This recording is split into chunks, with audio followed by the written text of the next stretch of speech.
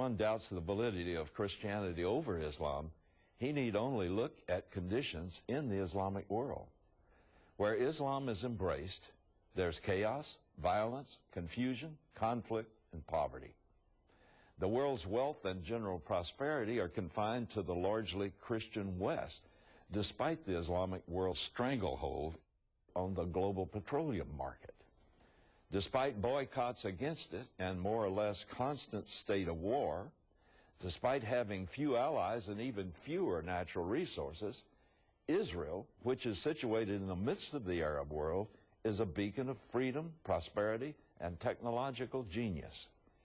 You know, if you consider the teachings of Islam, Judaism, and Christianity, then take into account what we know about genetics, it's apparent that the only difference between the Jewish and Arab Semitic people is that of religion. Islam traces its lineage to Abraham through Ishmael. Judaism traces its lineage to Abraham through Isaac.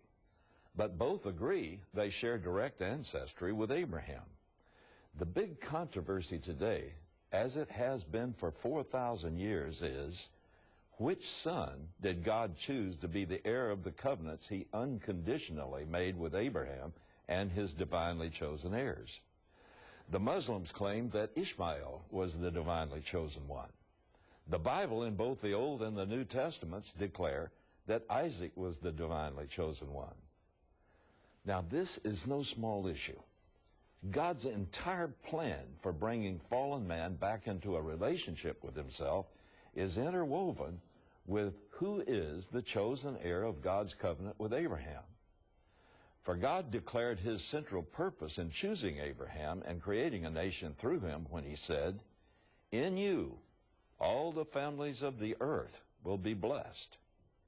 Then in the New Testament, the Apostle Paul explained this purpose and applied it to Jesus the Messiah when he said, "The Scriptures, foreseeing that God would justify the Gentiles by faith, preached the gospel beforehand to Abraham, saying, 'All the nations will be blessed in you.'"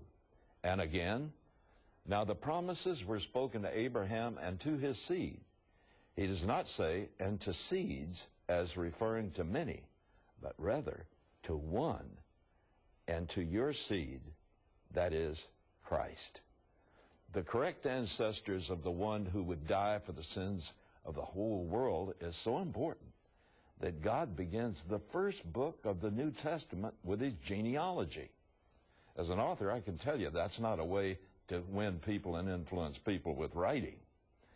But as it is written, Abraham was the father of Isaac, Isaac was the father of Jacob, and Jacob became the father of Judah and his brothers.